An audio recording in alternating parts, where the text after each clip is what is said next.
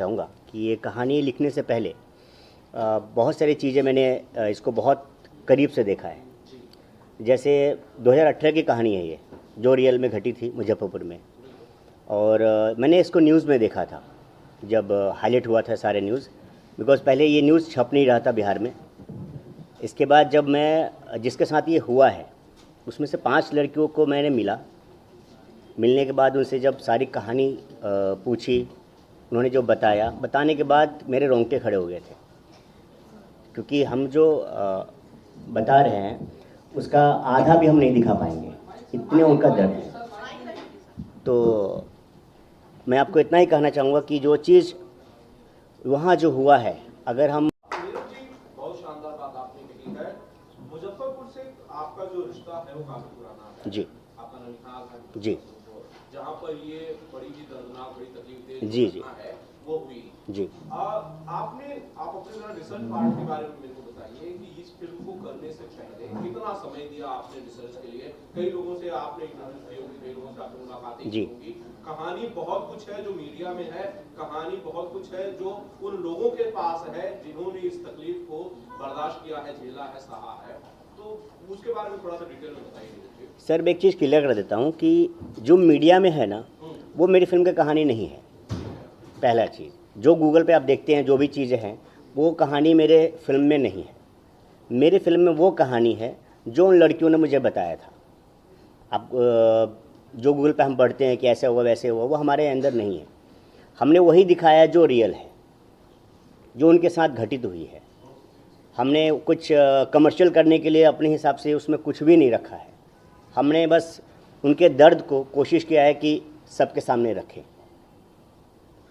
अपने आप से कुछ भी उसमें एंटर नहीं किया। दूसरी बात है कि इसको 18, 19, 20 3 साल कम से कम लगे हैं मुझे इसको लिखने में और उनके बारे में सब कुछ जानकारी जुटाने में। जी नीरज जी, कलाकारों के बारे में मुझे बताइए कि भाई ये फिल्म है आपके साथ, इसमें कलाकार कौन से कोई चेहरे हैं या फिर आपने नए लोगों को मौका दिया है, इसके बारे में मुझे बताइए। सर, इसमें कोई भी नया कलाकार नहीं है, सबके सब मज़े हुए कलाकार हैं। जैसे हमारे अक्षय वर्मा साहब हैं, निषाद राज राणा जी हैं, ये लोग तो लेजेंड हैं एक्टर में जो भी हैं। हमारे अभी यहाँ मौजूद भी हैं सबके सब। जो बच्चियाँ हैं जैसे उपासना है, इसने बहुत मतलब बेहतरीन जो क्योंकि पूरी मूवी देखा जाए तो इसके इर्द गिर्द घूमती है उपासना, मतलब जो लड़की है जिसके साथ वहाँ टॉर्चर होता है वो है। उड़जान है जिसने ये नेगेटिव कैरेक्टर किया है, जिसकी वजह से लड़की शेल्टर होम पहुँचती है। तो देखा जाए तो हमारे जितने भी हैं कलाकार वो सब नॉन है। इसके बाद हमारे जो CBI हैं, रोहित भारद्वाज जी जो बहुत नॉन हैं, आपने महाभारत भी देखा है, उनमें युधिष्ठिर का कैरेक्टर हुए। तो हमारे कोई नया नहीं है, लेकिन हम बिकॉज़ एक क्लास के आर्टिस्ट नहीं ले सकते थे क्योंकि हमारा कैरेक्टर मर जाता, क्योंकि उनको सब जानते हैं। तो हमें सिर्फ बेहतरीन एक्टर चाहिए था, जो हमारे पास ये अनमोल रतन है हमारे पास। मेरे सवाल ये है कि बहुत सारे लोग जो मेकर्स हैं वो ऐसे विषयों को छूना नहीं चाहते। एक कहीं ना कहीं शायद फेयर फैक्टर भी होता होगा कि भाई ये जो लोग थे जो इसमें इन्वॉल्व लोग थे, हालांकि बहुत सारे अरेस्ट हो गए हैं, लेकिन एक डर का माहौल होता है कि भाई बड़ा खतरनाक काम होता है ऐसे लोगों से हाथ लगाना। आपको कोई डर नहीं लगा सर कि ऐसे लोगों के साथ आप पंगे ले रहे हो, उन पर फिल्म बना रहे हो, आप इसे डॉक्यूमेंट कर रहे हो, तो ऐसे लोग आज नहीं तो कल हो सकता है कोई तकलीफ दे दे आपको? सर, सच बोलूँगा, एक रात डरा था जिस दिन कॉल आया था। अच्छा। बस उसके बाद कोई डर नहीं लगा, क्योंकि मैं जान गया था कि जो मैं कर रहा हूँ वो सही है। क्योंकि जिस आप जो बोले आप सब्जेक्ट, ये हकीकत है कि इस सब्जेक्ट पे किसी ने हाथ लगाने की हिम्मत नहीं की है। लेकिन मैं थैंक्स कहूँगा कि मेरे प्रोड्यूसर वैशाली देव जी को, बिकॉज़ ये सारी मेहनत देखा जाए तो उन्होंने ही की। उन्होंने न्यूज़ देखा, उन्होंने मुझे अप्रोच किया कि भाई किसी भी कीमत पे इस स्टोरी को आगे लेके आओ। बिकॉज़ क्योंकि मेरे USA के मतलब इनका जो कंपनी है स्पार्क मीडिया, वो USA की है। फिर उन्होंने बोला कि भाई इस फिल्म को करनी है स्पार्क मीडिया के थ्रू। फिर हमने यहाँ रजिस्टर्ड किया, सब कुछ किया। तो आज जो कुछ भी फिल्म अगर बन रही है बिकॉज ऑफ वैशाली देव जो उनके प्रोड्यूसर है नफीशा की, तो मैं बस थैंक्स कहना चाहूँगा इनको कि इन्होंने 7 समुंदर पार बैठे हुए मुझे प्रोत्साहित किया कि इसको लिखो और कहीं मुड़ने की ज़रूरत नहीं है, मैं हूँ। और आज भी इन्होंने दिल खोल के मेरे साथ हमेशा खड़े हैं, तो डर किस बात की है।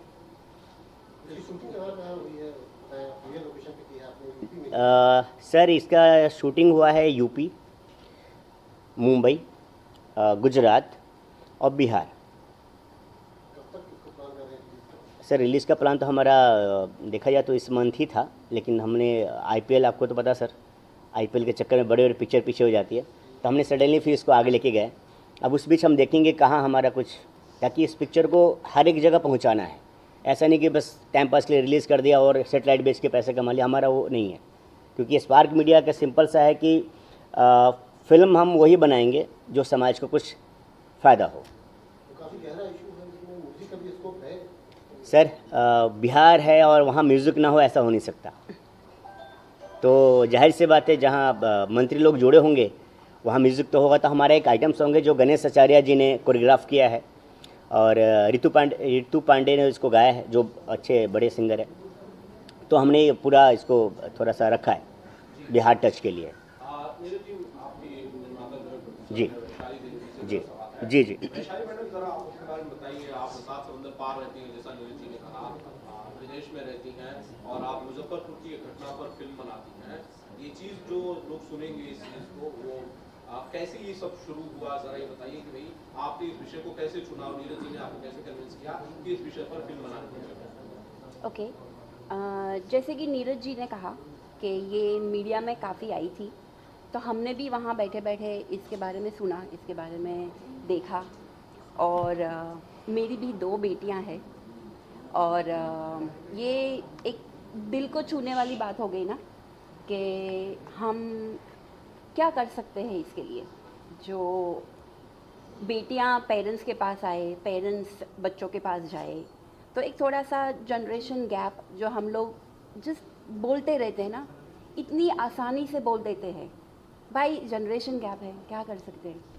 लेकिन यही मैं कहना चाहूँगी, यही मेरा मोटिवेशन था कि जनरेशन गैप तो है, लेकिन कोशिश तो करनी पड़ेगी ना कहीं से कोई कोशिश तो करनी पड़ेगी कि हम अपने बच्चों से बात करें, ताकि ऐसी घटनाएं उनके साथ नहीं घटे। बच्चे हमारे पास आ सकते हैं, वो डर के नहीं रहे कि हम हमारे माँ बाप के पास जाएंगे तो डर लगेगा, पता नहीं वो क्या करेंगे। तो इसी सिलसिले में मैं कुमार जी के पास आई कि कुमार जी कुछ तो करना पड़ेगा, और वो खुद राइटर है, तो उन्होंने प्रॉमिस किया कि मैं कहानी लिखूंगा। इनका एक ही मुद्दा था कि भाई मुझे एक मैसेज देना है पेरेंट्स को, क्योंकि एक्चुअली रहते हैं यूएसए में, तो यहाँ के ज़्यादा जुड़े कल्चर से। तो इनका ये था कि मुझे एक ऐसे मैसेज देना है कि जो आजकल के जो बच्चे हैं न्यू जनरेशन के, वो क्या होता है कि 14 से लेके 18 साल के बीच वो हमेशा चाहते हैं कि वो अलग रहे माँ बाप से। उनको लगता है मैं उनको सब कुछ पता है, राइट मैम, और माँ बाप को लगता है कि यार इनको कुछ पता ही नहीं है। उन दोनों में कम्युनिकेशन नहीं हो पाता है, और जिस वजह से बच्चे कहीं और दोस्ती ढूंढ रहे होते हैं, माँ बाप कहीं और बिजी होते हैं। उस चक्कर में बच्चियाँ जो हैं वो शेल्टर होम जैसे जगह पे फंस जाते हैं। इनका एक मोटिव था कि मुझे किसी भी कीमत पे एक मैसेज छोड़ना है कि माँ बाप जो है अपने बच्चों पर ध्यान दें, बच्चे जो है माँ बाप के ज़्यादा करीब रहे, दोस्त बना के रखे, कोई चीज़ छुपाई नहीं। तो ये फिल्म का मैसेज जो है इन्होंने यही देने की कोशिश किया था, जिस पर मैंने वर्कआउट किया। नीरज जी सवाल ये है, माफी चाहता हूँ किसी ने कुछ और सवाल पूछ लिया था। आपने कहा कि भाई आपको डर उस वक्त लगा जब एक कॉल आपको आया था। क्या आपको इस धमकी दी गई थी, रोका जा रहा था कि भाई आप फिल्म मत कीजिए नीरज जी, आपको कुछ किसी तरह का खतरा होगा, कोई थ्रेट कॉल थी या क्या था उस कॉल में, ये जरा बताइए। सर अभी आज पोस्टर लॉन्च है, क्यों फिल्म बैन करवा रहे हैं? तो मैं बिल्कुल बताऊंगा आपको जी, एक बार जब अपना रिलीज जब हो जाए ना, तो फिर हम पर्सनली बैठ के एक चाय पी के मैं आपको बताऊंगा। बट इस चीज को मेरे को बहुत अच्छी लगी सर कि इतने सारे मुश्किलों के बाद, तकलीफों के बाद आप ये फिल्म कर रहे हैं, मैं इसे अप्रिशिएट करता हूँ। दिलीप भाई का सवाल। कुमार जी, मेरा आपसे सवाल, हमने तो अखबारों में सुना है जी, आपने कहा कि लड़कियों से आपने जी जी सर वो कौन सी घटना उन्होंने बताया जिससे आप रो पड़े या आपके रोटे खड़े हो गए? सर उनको 2-2, 3-3 दिन भूखे रखा जाता था, और जाहिर सी बात है कहीं भेजने के लिए, अगर वो नहीं जाते थे ना, तो उनको लास्ट में एक बिहार में ना एक इंजेक्शन आता है, भैंस को लगाया जाता है दूध देने वाला, वो इंजेक्शन उनको लगाया जाता था। पूरा बॉडी पे सिगरेट उनको दागा जाता था।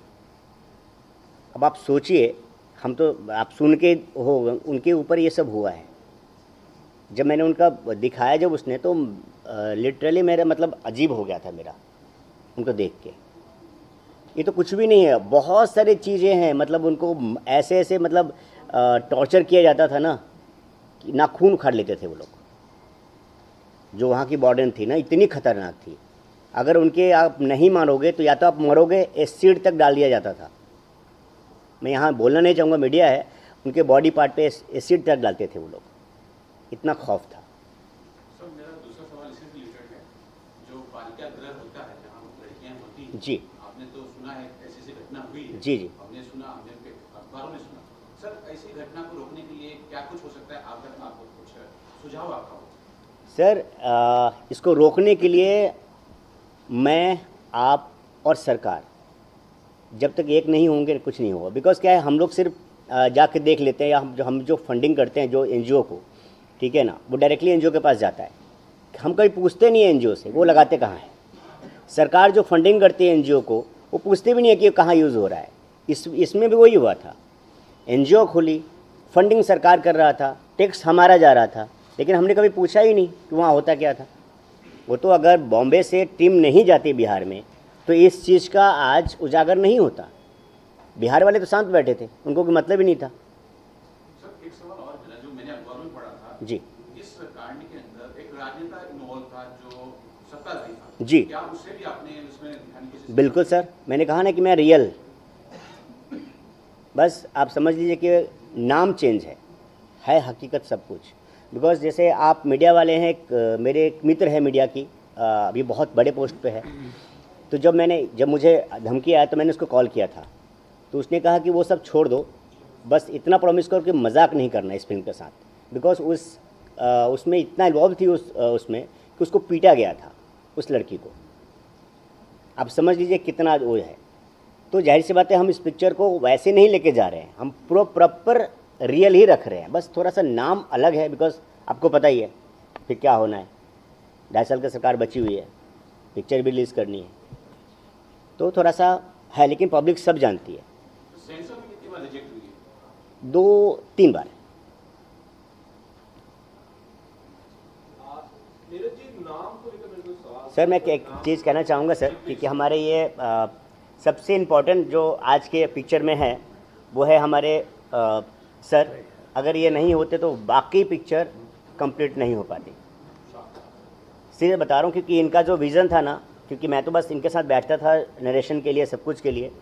तो ये ऐसे हैं कि मुझे समझाते थे कि नरेशन ऐसे होता है। ये वो गार्जियन है मेरे। तो प्लीज़ मैं इतना कहना चाहूँगा कि जो कुछ थोड़ा बहुत है ज़्यादा ये बताएंगे, क्योंकि विजुअली ये ज़्यादा जानते हैं। बिल्कुल। नज़ीर खान साहब, आप तो कैमरे के पीछे थे, आपने सबसे नज़दीक से इन चीज़ों को देखा जब शूट कर रहे थे आप लोग। कोई किस्सा बताना चाहते हैं शूट से रिलेटेड, या जो बड़ा भावुक पल रहा हो आपके लिए, यादगार रहा हो इस फिल्म से, नफीसा से जुड़ा हुआ? सर बेसिकली ये तो क्राइम थ्रिलर है, और क्राइम थ्रिलर जब डीओपी के पास आती है तो वो अपने हिसाब से कई चीज़ें एग्जैजरेट करके शूट करता है। इस स्टोरी को इन्होंने हॉर्सेस के माउथ से सुना है, तो एकदम जेन्युइन जो होना चाहिए मैंने वैसे ही शूट किया। I have not exaggerated any portion, even in lighting, even in taking, we have maintained that. Neeraj ji, आपने अभी कहा कि सेंसर में 3 बार रिजेक्ट हो गई, क्या दिक्कतें हुई उसमें? कोई सीन को लेके? हाँ, कुछ सीन को लेके कोई इस तरह के? टॉर्चर, आपको पता है सर, ब्लडिंग ज़्यादा नहीं दिखा सकते, टॉर्चर ज़्यादा नहीं दिखा सकते, क्योंकि उनके लिए तो लड़कियाँ इंपॉर्टेंट है ना। अब आजकल तो सेंसर बहुत ज़्यादा हो गया है, आप साला बोल दोगे तो काट देते हैं। तो उस चीज़ के लिए हुआ था, ऐसा कोई ज़्यादा वो नहीं था। क्रिएटिव लिबर्टी के नाम पर मेकर्स अपनी तरफ से बहुत सारी चीज़ें नीरज जी आजकल ऐड कर देते हैं, आप फिल्म को थोड़ा सा कमर्शियली ज़्यादा कामयाब बनाने के लिए, या फिर थोड़ा मैं ये कहूँ कि कलरफुल करने के लिए, बाकी चीज़ों को ऐड करने के लिए। कुमार नीरज ने इस फिल्म में क्या कोई क्रिएटिव लिबर्टी ली, और ली है तो कितनी? सर इतना ही कहूँगा कि कुछ भी नहीं ली है क्रिएटिविटी, यहाँ तक कि हमने तो रियल रखा है। जो मेरे आर्टिस्ट है उसको मेकअप तक नहीं किया है। हमारा जो मेरी जो मेन बच्ची है, मैंने रियल रखने के लिए उसको मेकअप तक नहीं किया है। ठीक है। जिसको भी मतलब यहाँ तक कि मैंने सब कुछ रियल ही रखा है, कोई सजावट नहीं किया है। आर्ट में भी देखेंगे तो वैसे ही जैसे बिहार में होता है ना, बिखरा हुआ सामान, हमने वही रखा है। खूबसूरती नहीं दिखाई है कि भाई हम सजा देते हैं, लाइटिंग ये कर देते हैं, वो कर देते हैं, नहीं। हमने कपड़े भी वही यूज़ किए हैं, जो हमने ये नहीं कि भाई ब्रांडेड कपड़े हम यूज़ कर रहे हैं उनको दिखाने के लिए, नहीं। हमने वही जो वहाँ पे पहने जाते हैं। तो कहीं पे भी हमने कोई अपने हिसाब से वो नहीं लिया, जो रियल चीज़ था हमने वही वो करा है। जी सिमरन कौशिक जी, आप जरा बताइए अपने अपने हिस्से की कहानी जो है वो आप सुनाइए जरा। जी प्लीज। मेरे हिस्से की कहानी कुछ ऐसी है। मैं नीरज जी को ऑफिस में पहली बार मिलने आई थी एंड हमारी मीटिंग कुछ होनी थी शायद हाफ एन आवर की, और मुझे आज भी याद है कि मैं 4 घंटे बाद हमारा डिस्कशन इस लेवल पे जा चुका था कि सिमरन जी ये स्टोरी है और हमको इसको ऐसे करना है। वो दिन आज का दिन हम दोनों ने एक दूसरे का साथ नहीं छोड़ा है। हम रोज़ बैठते हैं, कभी कुछ नया थॉट आ गया, कभी कुछ ये सोच लिया कि यार इसको थोड़ा और बेटर कैसे कर सकते हैं। Being a female my self, वो चीज़ों को और बेटर करने में या उसकी रियलिटी को और बाहर लाने में जो मेहनत मेरे साथ या मेरे से ज़्यादा नीरज जी ने की, वो शायद मैं नहीं कर पाऊँगी। क्योंकि एक बैरियर कहीं ना कहीं आ जाता है कि यार जो एक लड़की के साथ हुआ है उसको आप किस तरह दिखाओगे। बीइंग अ फीमेल, मैं खुद अगर उस पोजीशन पे अपने आप को रखूं तो शायद मैं उस चीज़ के बारे में बात भी नहीं कर सकती। बट उस चीज़ को इन्होंने उस लेवल पे जाके दिखाने की कोशिश करी है कि जो भी इस मूवी को देखेगा वो एक बार तो सोचेगा कि यार मेरे साथ होता तो मैं क्या करती, या अगर हमारे साथ हुआ होता, वो एक सिगरेट का बड अगर हमारे शरीर पे कहीं लगता तो उसका दर्द कितना होता है वो महसूस होगा इस मूवी के थ्रू। तो ये मूवी उस लेवल पे जाके आपको छूने वाली है। नीरज जी, कुमार नीरज जी, इस फिल्म का आपने पोस्टर से लॉन्च किया है, इसका ट्रेलर हम कब तक देख पाएंगे? इसका टीज़र हम इसी मंथ रिलीज़ कर रहे हैं 1 वीक के अंदर। हाँ, और मैं एक बात बताना चाहूँगा कि इसमें एक आर्टिस्ट है मनीषा ठाकुर। हमने एक सीन शूट किया था उनके साथ, और जो मैंने सोचा नहीं था, मतलब कि भाई ये, क्योंकि वो जलने उलने का पूरा सीन था, उनके ऊपर शूट कर रहे थे हम लोग, पूरा हाथ जलाने का सब कुछ था। करीब 8 घंटे वो पूरा सीन चला था। वो लड़की रूम से बाहर तक नहीं आई थी। करेक्टर मतलब छोड़ ही नहीं थी कि मैं बाहर तो मतलब मुझे छूट जाएगा करके, वो वही के वही थे। और जो हमारे जो आर्टिस्ट थे, हमारे बहुत प्यारे आर्टिस्ट थे वो, मतलब एक्टर तो अपना क्या नाम है उनका, अक्षय वर्मा जी, वो साथ में थे। और दोनों ऐसे थे कि अब पूछिए मत। वो चीज़ पूरा रियल हो के आया हमारे पास फुटेज जो आप शूट कर रहे थे, वहाँ पे सबके सब वही दर्द महसूस कर रहे थे जो वो लड़की कर रही थी। अब टीज़र में वही चीज़ आप देखेंगे, हमने स्पेशली वही डाला है ताकि फील तो हो कम से कम। तो मैं बहुत शुक्रिया हूँ जो आर्टिस्ट हमारे, क्योंकि उन्हें बहुत कुछ दिया है हमें अपने करेक्टर से, मतलब सब कुछ रियल दिया है, कोई तामझाम नहीं। नीरज जी, बहुत सारे लोग सवाल करेंगे कि भाई बिहार में, नॉर्थ में कहानियाँ बहुत सारी हैं, लेकिन कुमार नीरज साहब को दिखता है तो बेल्स ऑफ बिहार दिखता है, और उसके बाद नफीसा की कहानी दिखती है। अपराध के प्रति, अपराध से जुड़ी हुई कहानियों पर ज़्यादा ध्यान दे रहे, ज़्यादा इंपॉर्टेंस दे रहे हैं उनको? नहीं सर, मैं बात काटना चाहूँगा। जी, स्पार्क मीडिया कभी भी अपराध को बढ़ावा नहीं देती है सर। हम एक ही पोर्शन देखेंगे, कहने का मतलब है कि बिहार में क्या हमेशा अपराधी होता है? आपको लगता है? सारे आईपीएस वहीं से हैं। अभी जो लेटेस्ट आया है ना नंबर 1 पे, वहीं पे है, बिहार का ही है। तो ऐसा नहीं है सर। मेरा पॉइंट ये है कि जिसमें हम मैसेज देखते हैं ना, जैसे अब नफीसा में है, नफीसा में एक मैसेज है कि माँ बाप के लिए, जैसे बच्चियों को अपने करीब ज़्यादा रखो इस उम्र में, बच्चियों को है कि ज़्यादा माँ बाप को अपने दोस्त बनाओ, बाहर नहीं। तो जिसमें मुझे मैसेज दिखता है मैं वो स्टोरी उठाता हूँ। ये तो सर बिहार से ज़्यादा स्टोरी किसके पास है? पहला ऐसा राज्य है बिहार, जो वैशाली, जो किसी का गुलाम भी नहीं है। तो बिहार से ज़्यादा किसी के पास कुछ नहीं है। तो स्टोरी तो सर आधे से ज़्यादा तो बिहार की स्टोरी होती है। सलमान खान को स्टार बना लिया दबंग, बिहार की स्टोरी है सर। ऐसे बहुत सारे स्टोरी है जो बिहार से है, लेकिन मैं वही उठाता हूँ जो मैसेज वाला होता है। Any more questions?